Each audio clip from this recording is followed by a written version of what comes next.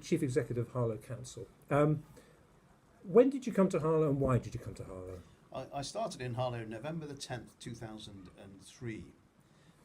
The day before the November 11th, of course, which gave me a really good introduction to Harlow. I came to Harlow because I knew that it was a challenging environment, and I thought, having done my background research, that it was going to be a challenge, but one of an important place and council. And I wanted something that would actually challenge me. And I came initially for 3 years thinking, well, I will make an impact and then I'll go on to bigger and better things, perhaps. But Harlow got under my skin, both in terms of the council and the place. And it's kept me enthused and enthralled during the almost 14 years that I've been here. Do you recall your interview? I do. Any tricky questions? There are always tricky questions. It was really interesting because it got down to 2 of us in the end. And then it was an interview by the whole council, which is unusual. And I remember it was at the Latin Bush Centre. And I had to walk from the back of the hall, so it was in the main hall, to the front, go onto the stage that had been erected, give a presentation, and then answer questions from councillors. So it was a very thorough process, and it tested many aspects of my experience and also my approach. And I guess it also sought to put the candidates under a little pressure to see how they'd react in a very sort of almost public forum. So what in those then you came to work here in Harlow. What were the immediate challenges to you? It was really getting the council to recognise where it was. And shortly, I think it was the February after I joined in the November, we had a national inspection, a CPA inspection as it was called.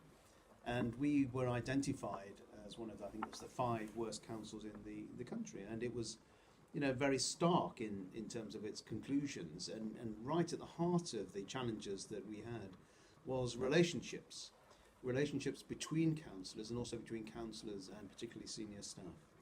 And that really did create a major challenge, because it was not only about getting the strategy right, it was about the culture of the organisation and getting an external focus rather than internal adversarial focus.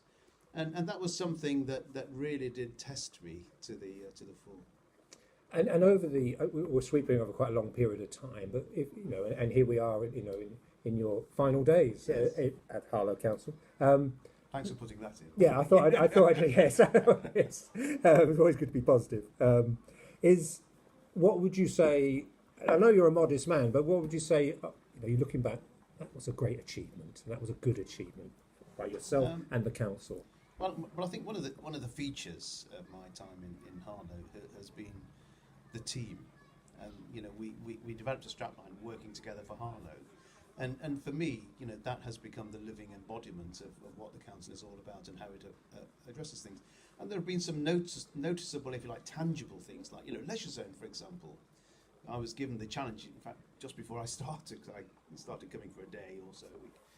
And we had some money from the government available, and unless we actually made progress, we were going to lose the money. So that was an immediate priority, and I worked with various stakeholders and partners to actually get leisure zone delivered, and that's something that is a tangible symbol of things that have been achieved. But for me, I think it's not necessarily about the sort of awards and recognitions we've got. It's how we work together. So if there is an issue, we will pull together. Now, when I came to Harlow, we had 27 senior managers. We now have 5 point something. And throughout that period, what we've been able to do is to create a senior team that works really well together as part of a team. And I think, I've walked around the offices today, and I'm always enthused and delighted by how people are open and are prepared to work together. And that for me is, if there is a single achievement, that for me is the thing that I'm most proud of. That we're proud of Harlow, we're proud of the council, we work together and we achieve things together. What about something like Public Health England? What was your role in them coming here? Well, I came up with the original idea because That's quite a big idea. Well, yeah, yes, yes.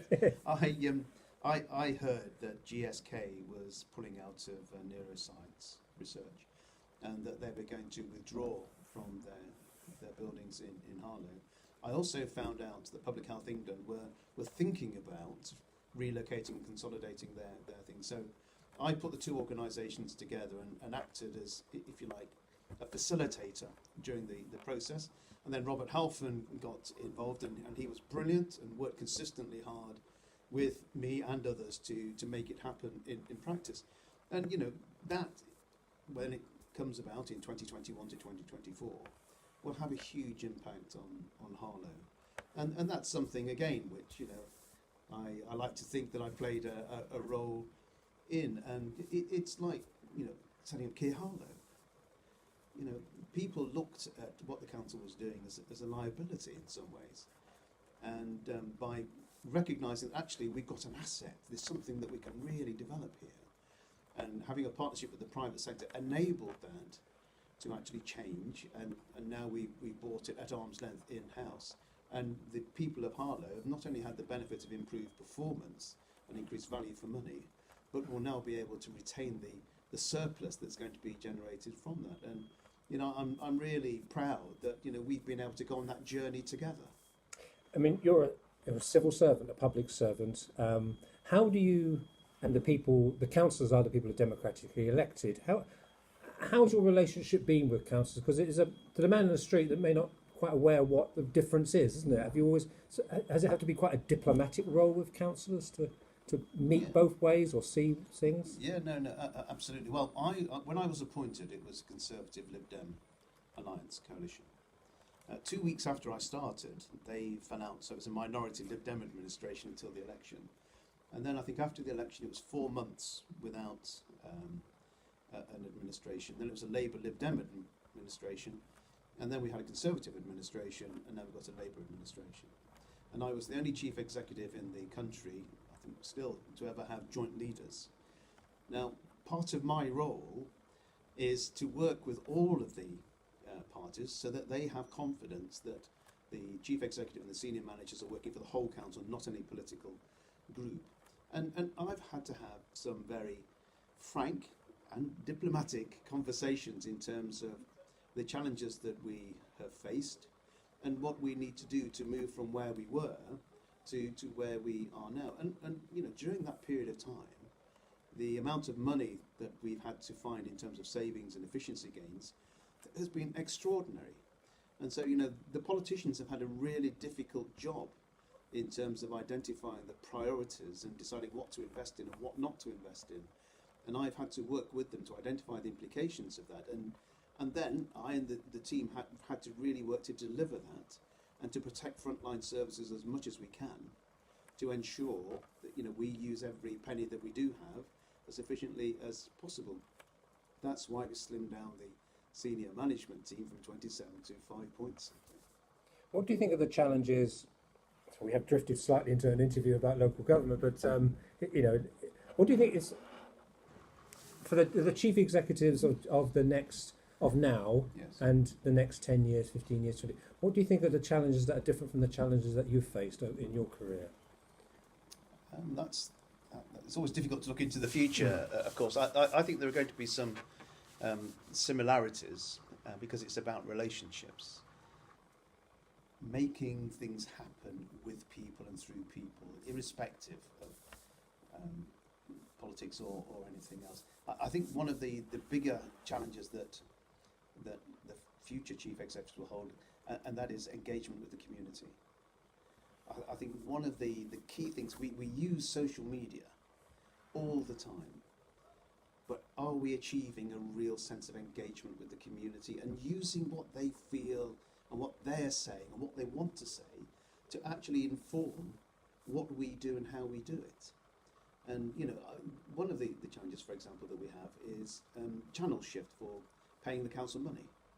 Now, we have reduced the number of cash officers, and, you know, we try to make it and incentivise people to pay us through the internet and everything else. Some people just want to come to the civic centre because that's their social interaction for the day, perhaps.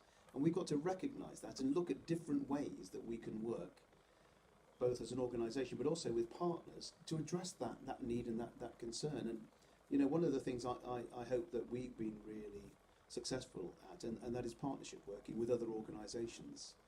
And that really does need a consistent effort. You know, it's like any relationship. You have to work at it. And sometimes there are challenges, and, you know, other times things go really well. But you've got to work in partnership, because the more that we interface with the public, the community, as individual organisations, we miss opportunities.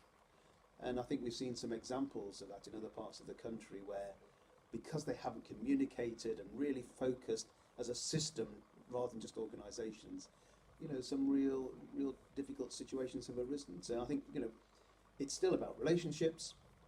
It's about being able to work with the private and voluntary sectors, you know, all groups. It's about community engagement, and it's about recognising that the reason that we're here is to make a difference. It's not just about the organisation. And you talk about make a difference. Last time we met was on Friday with Jackie Sully's Yeah. the time.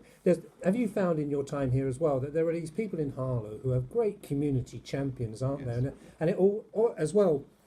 When you sit out in the council meetings, look at those councils. They do care, don't they? A lot of people in Harlow care, don't they? Yes, I think that's one of the features of Harlow. I think people really do care, and, you know, just going around the office again today, you know, people have a genuine commitment to actually making a difference for the people of Harlow. And, you know, and I've been to many councils, many different organisations, and I never get the sense that I get here about the commitment to Harlow, and also the, you know, the willingness to go the extra mile for Harlow.